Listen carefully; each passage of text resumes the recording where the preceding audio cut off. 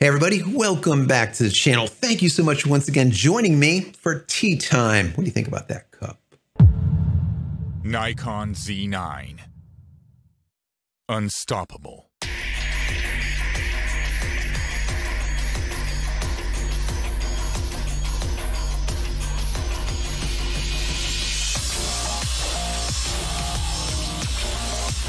Today we're going to be talking about Nikon and their Z9 and taking a look at their live event.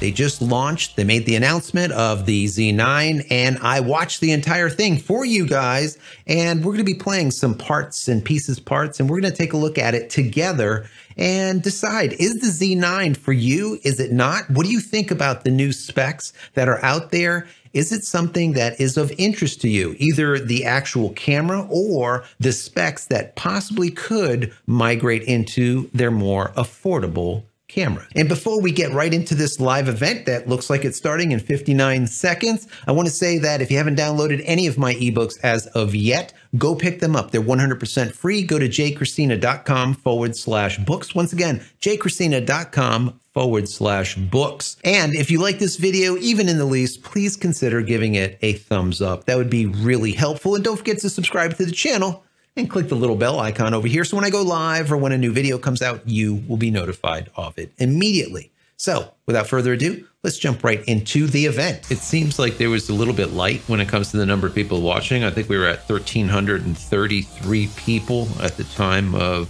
start. Right now we're seeing about 2,000 people watching worldwide on the, I shouldn't say worldwide, but on the US branch of YouTube.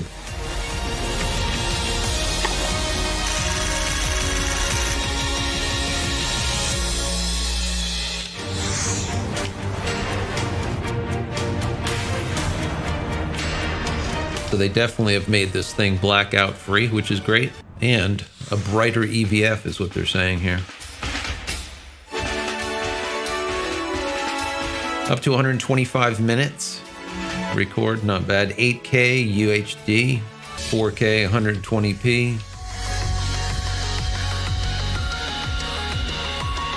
4-axis vertical horizontal tilt monitor. This is what they were talking about. I call it an old Rolly. You can shoot it from your waist, basically. Just like an old Hasselblad. Definitely high-speed shooting. The world's fastest scanning speed. So you're not going to get that bending, like when someone hits a golf ball, you're not going to get that bending of the golf club, which is good. You're getting close to that global shutter. I noticed they were using a lot of pictures and a lot of coverage from the teasers.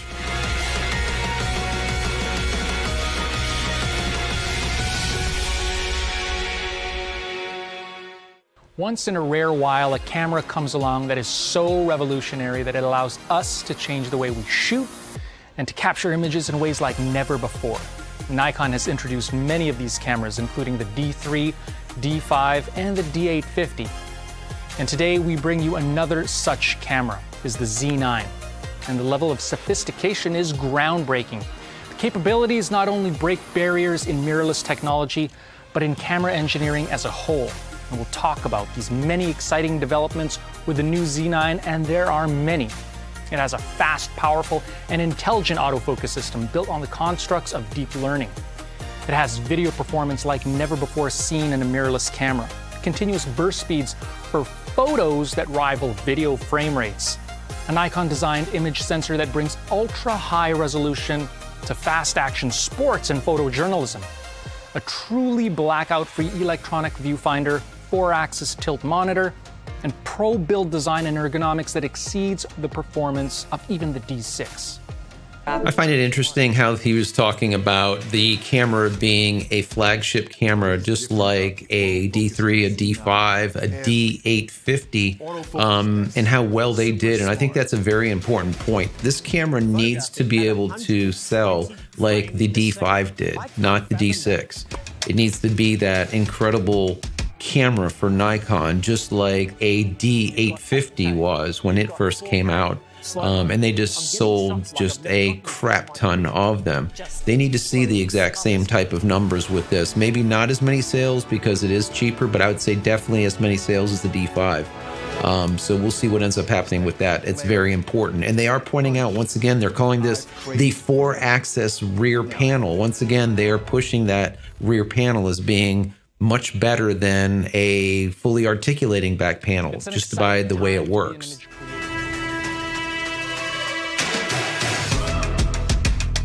AI learning is definitely a big thing. It started out obviously with the phones and being able to process stuff behind the scenes, and that's what's been going on now with a lot of the flagship cameras that we see out there by all the manufacturers. It doesn't matter who they are. AI learning is just one of those things that is going to be the future, let's say, of photography. As things get even better and better when it comes to the processing of the images behind the scenes in pre-production in the camera itself, we're going to be able to see better and better results without having to make better and better cameras. The goal is faster acquisition no matter how you shoot. That's why the Z9 was developed in tandem with Nikon's brand new image processing engine, XSpeed 7, and a Nikon-designed stacked CMOS sensor.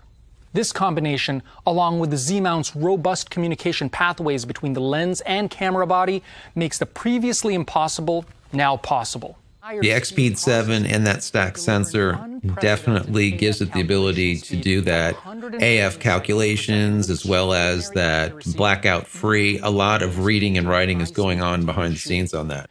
Using Nikon's breakthrough algorithm developed through sophisticated deep learning technology, the Z9 detects the world's largest range of different people, dogs, cats, birds, cars, motorbikes, bicycles, trains, doesn't matter what it is, planes. It's saying that it's going to track all of these subjects. I did see one problem in the teaser videos where it was tracking a motorcycle rider, and instead of tracking the motorcycle rider's helmet, their head, it was tracking the front end of the motorcycle.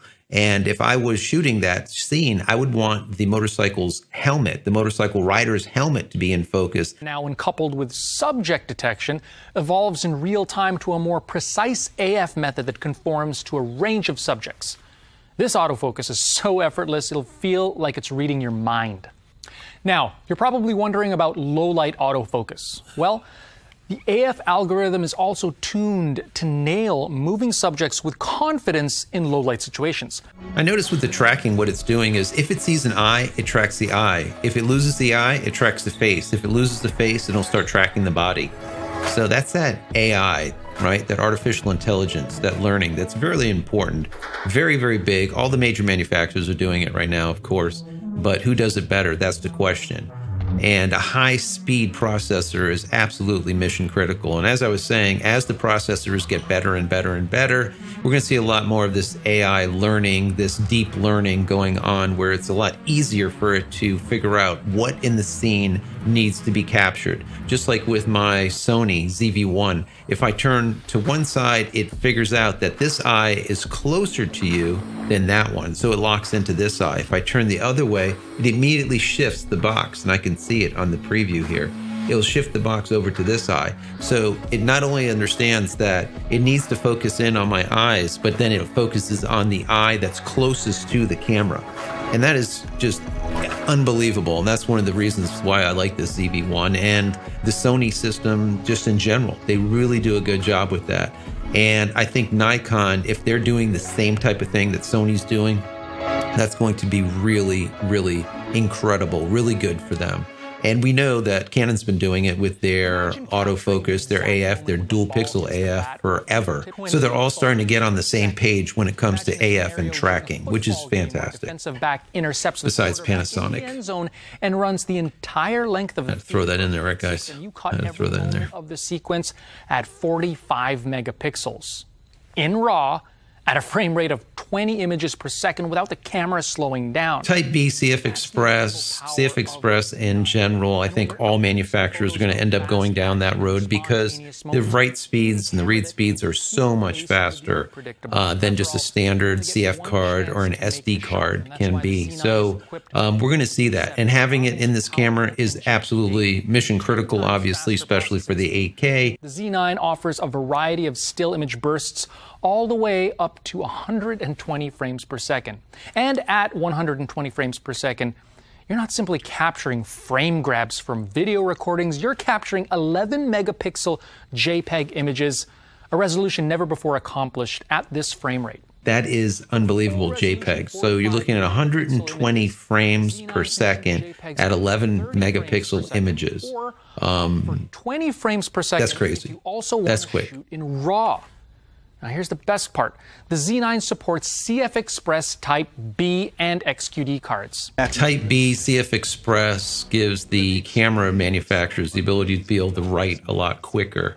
And I think that they'll all end up going with the CF Express eventually. Nikon is definitely pushing that 4-axis rear panel as being something that no one else has and that photographers want. I think it could be really something that photographers will want and need after they use it in comparison to a fully articulating back panel.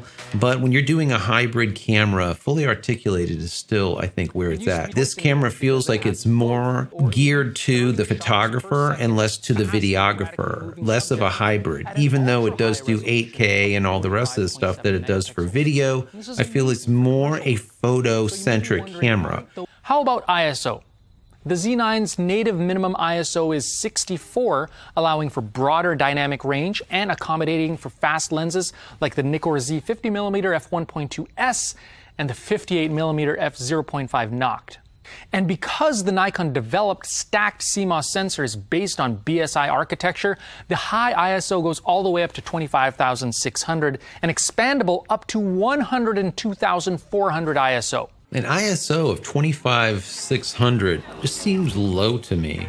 I think Nikon did a really good job with this presentation here. When you tell a good story, it gets people more involved in the product, whereas we've seen other product launches where there's a stuffed shirt guy just sitting there and just talking about a camera and holding it up and saying how great it is, and then saying, yes, can you bring me the other lens that we invented? Thank you. And this is the new lens that we invented.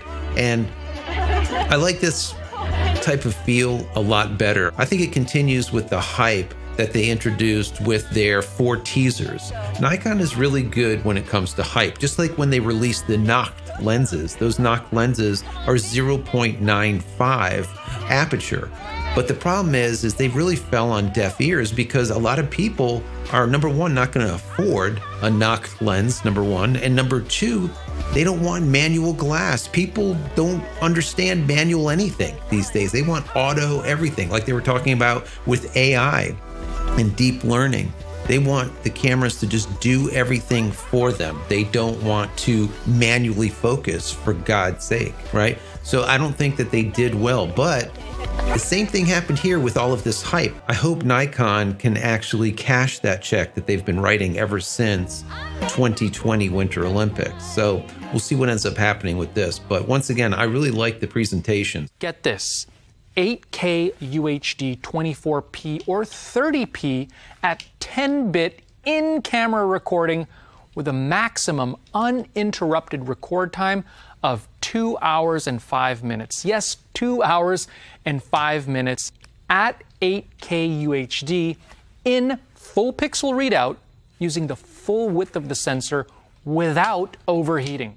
Remember how I always say hybrid, hybrid, hybrid, and we were talking about Nikon, and is this camera going to be a hybrid or is it going to be more focused towards the photographer? And according to what they're saying is, and according to those specs, it should be focused to both. It should be a really good hybrid. You're looking at 8K UHD capture at 24p or 30p at 10-bit internal in the camera, and it will record what he was saying, 2 hours and 5 minutes. And he had to throw the dig in there, once again to Canon with their R5, no overheating. Now bear in mind, this is a bigger camera compared to a Canon EOS R5, which is a smaller body. It's not a full-size body as we see here with the brand new flagship Z9. So that is an issue. You have more room internal to the camera to be able to dissipate the heat without having to vent it out and put, let's say, a fan internal to it. So that is a big issue, overheating, and they're saying that you can record, let's say for 2 hours, 8K, 10-bit internal and not have to worry about overheating. I think that is awesome. And then they also said that they were going to add in the ability to do 8K 60p at 12-bit RAW internal to the camera with a 2022 firmware update that will be coming. So that is quite incredible. And when it comes to audio, having that 24-bit audio built into it, PCM audio is really quite impressive. I would love to see a means of attaching an XLR input to the camera. That would be quite impressive. A lot of the manufacturers are starting to do that now because they know how important audio is, and Canon is seeing that writing on the wall. And of course, Sony has been doing this for a while now that it has that multi-function hot shoe that allows you to be able to accept that high-end audio through that. So I wish they would do that. I don't hear anything about that. So we'll see what happens with XLR, but I think that would be quite incredible. But it does feel like a video camera too, that hybrid camera in comparison to just simply a photocentric camera. All of these advances in technology are only made possible by the boldest and most daring decision of all, and that was to create a camera, a flagship camera, without seemingly the most important component, the mechanical shutter. For decades, the timing of shutter speed was dictated by the precision mechanics of a shutter mechanism that had to be accurate and repeatable. With the introduction of a revolutionary Nikon-designed stack CMOS sensor, the Z9 has been able to break free of the limitations of mechanical shutters, namely sound, speed, and durability. That's big. No more mechanical shutter at all with this camera. That's massive. With that new sensor as well as the XP processor, we're now getting close to that global shutter speed. So we don't need a mechanical shutter anymore. And that is what we're seeing here. We're not having to go and put a global shutter into a camera because we're able to get the speeds up to a point where it's really not necessary. They're able to now use flash and not have to worry about a mechanical shutter. Taking out the mechanical shutter altogether from this camera is definitely a big thing because now you have no moving parts. There's no lifespan on that shutter mechanism any longer. There is no shutter mechanism, and you can also shoot 100% silently if you so desire. And being able to shoot up to, I think it's 32,000th of a second out there in broad daylight, you can use those knocked lenses, which are 0.95 wide open, and be able to shoot those in broad daylight without an ND filter on the front of the camera. So that's quite incredible. This is big. That is probably one of the biggest things when it comes to the release of this camera is the removal, 100% removal of the mechanical shutter. And now that Nikon did remove the mechanical shutter completely out of the camera, they did introduce a sensor shield that you can program to flip over the sensor when you're changing lenses. That's important, guys, because we know mirrorless cameras are notorious for those sensors to get dirty. Every time you open a camera, it just sucks in all of the debris and lint onto the sensor, and a lot of the cameras do not have something that flips in front of the sensor during the process. The sensor will still get dirty no matter what, but this will limit the amount of dust and debris, especially when you're changing sensors out in the field. Watching this live, I've been taking note of how many people are actually watching with me on the US-based YouTube. Not in other countries, but just in the US. And we're right now at 5,644 people watching. So that's pretty good when it comes to a live, let's call it live, in quotes, launch. So I don't mind that at all. I would like to have seen more, but still 6,000 people, let's say just under 6,000 people is a good number for this type of camera. Remember, this camera is not for everyone. This is an expensive flagship camera. It's going to be out there probably $7 grand or more. It is not going to be cheap, but I think a lot of people are watching what is going on with the Z9 to see what type of, let's say, niceties or what type of additions are going to be coming to their cameras that are more of the lower end Nikon cameras in the future. I think it's very important. Nikon does label this camera as unstoppable. That's their key word or their term when it comes to the Nikon Z9. And by the looks at the specs and what they're doing with this camera, it looks that way. I would have to say it's probably the best flagship professional-based camera out there as of today. And the question that I have is, will they be able to, let's say, cash that check that they've been writing since the Olympics 2020 or not? That is a very, very big question. And we need to ask that. Are they going to be able to supply enough of these Z9s to the people that actually want them? Or are they going to be back ordered literally in the first week? That is a big problem, or could be a big problem. Also, is the camera going to be more akin to like the D850 or the D5 when it comes to sales, number one, and ruggedness, let's say hardiness, in comparison to like a D750 that had recall after recall after recall? Nikon cannot afford any recalls when it comes to a camera like this. And when they're making statements like you're going to be able to record 8K 30p for 2 hours and 5 minutes without overheating and putting that dig out there to Canon, you know people are going to be testing this camera for 2 hours and 5 minutes to see if it does overheat. And they're going to run this camera inside ambient temperature where it's cooled at 70, 72 degrees. And then they're going to run it outside in Florida humidity, probably also, like I would, and let it cook for 2 hours and 5 minutes to see if this is actually the case or not. So once again, they're going to need to make good on the hype. And by the looks of it, I think they will. Nikon has been struggling for a while, but I think at this point, they've kind of figured things out. They understand that they really need to put that D850 out there to save them, let's say. Their company has been struggling for well over a few years now, and they've been doing a lot to try to figure it out and to bandage problems. They moved production out of Japan. They've done a lot to try to, let's say, mitigate the bleed that has been happening. Bear in mind, the photography industry as a whole have been struggling for quite some time now. I mean, we've been in a photo recession ever since the Rona and before that. So there's a lot that's been going on that's been hurting professional photographers. And one of the questions that we need to ask ourselves also is, will people pay the money that they need to pay for this camera? Is it going to be something that they can afford? And I would say that it's probably going to be a small number of professionals that buy it at that $6,000, $7,000, $8,000 range once you start getting all of the little niceties into the camera. You know, that's going to be a major investment. But by the looks of this camera itself, by what is in there and who they're pushing this camera for, I think that it's going to do really well. And I really do like that they addressed my question that I always have about photocentric, videocentric, or hybrid. Because as we know, guys, hybrid shooters are where it's at. We are hybrid shooters today. There's very few people that only shoot photo these days, right?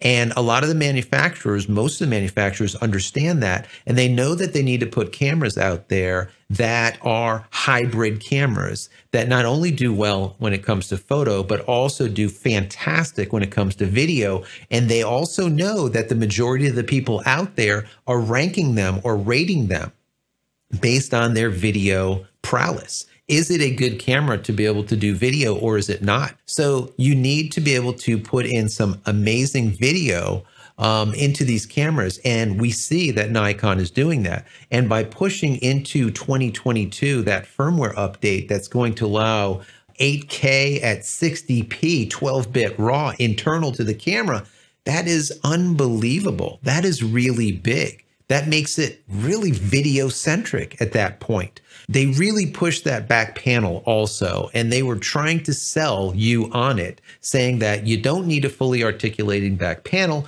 you just simply need our 4-axis panel, period, because it's the bomb. So there's something to be said about that panel.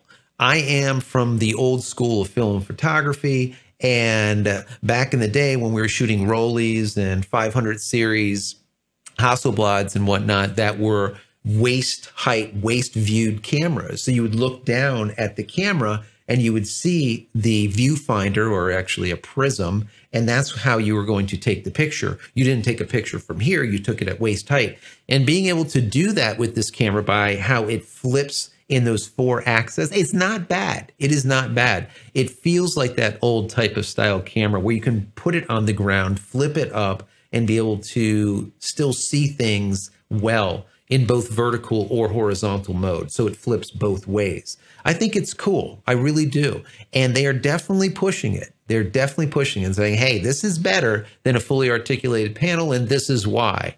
So for me, of course, I always like a fully articulating back panel that does flip out, flip every direction, and then also flip towards you or towards the subject.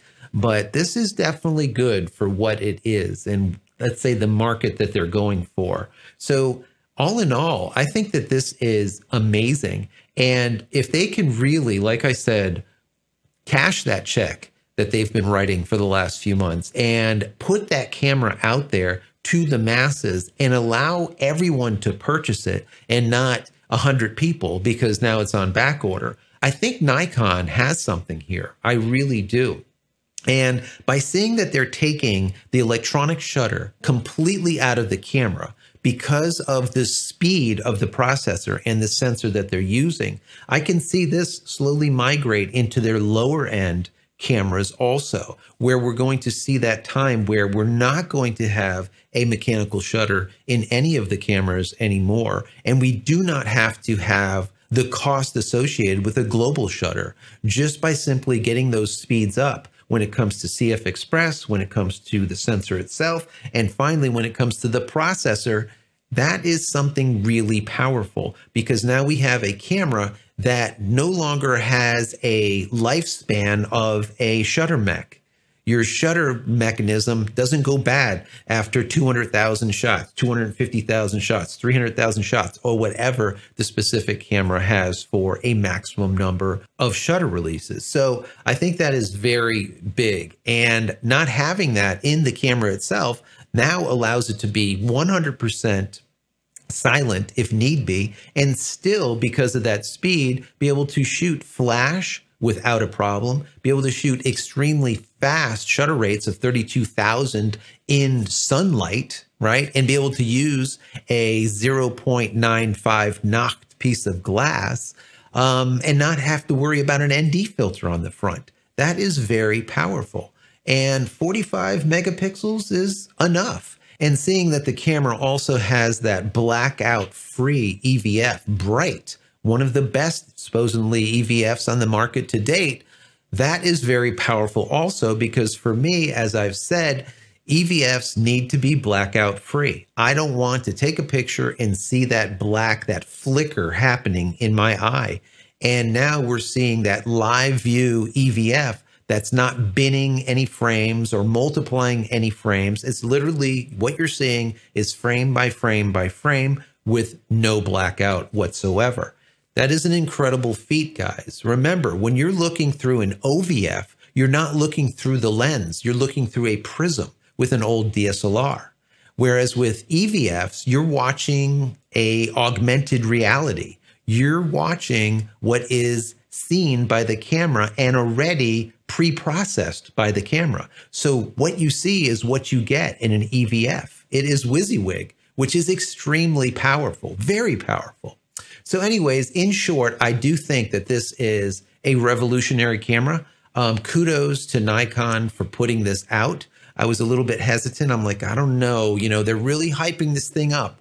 And we know what happened with the Nacht glass. The hype did not end up working out very well. They didn't sell a ton of them, and the hype kind of fell on deaf ears. I don't think that's going to happen here with this brand new Z9. I think the hype is definitely warranted by what I'm seeing. My question to you guys is this a camera that you would be interested in purchasing, number one? And if not, is this a camera that you're still interested in because you want to see all of those specs into a lower end model from Nikon? And I think the majority of the viewers out there are probably going to be on the secondary side there, but I want to hear from you. Are you going to be buying it? Are you going to be in there pre-ordering it? Number one. And number two, if not, are you really excited about what Nikon is doing here? And if so, what are you excited about? What is that one feature that stands out to you? To me, it's the 100% removal of a mechanical shutter. I thought that was really quite ballsy. to say the least. So anyways, guys, I hope you enjoyed this. If you have, please give this video a thumbs up. That would be really appreciated. Also, subscribe to the channel and click this little bell icon over here so when I go live, you'll be notified of it immediately or if a new video comes out. Also, if you haven't downloaded any of my ebooks as of yet, go pick them up. They're free. Go to JCristina.com/books. Once again, JCristina.com/books. Finally, head over to my website, JCristina.com, where you can find all the photography tools that I've invented for you and me over the years, and hopefully there's something there that you might like. And if there is, please pick it up and support me and my family. And for getting to the end of this video, use promo code YT20 at checkout, and you're going to get 20% off everything in your shopping cart. Not one thing, everything. Once again, promo code YT20. That's it, guys. I'm out of here for yet another vlog. Many blessings to you and your family. Stay safe and stay healthy.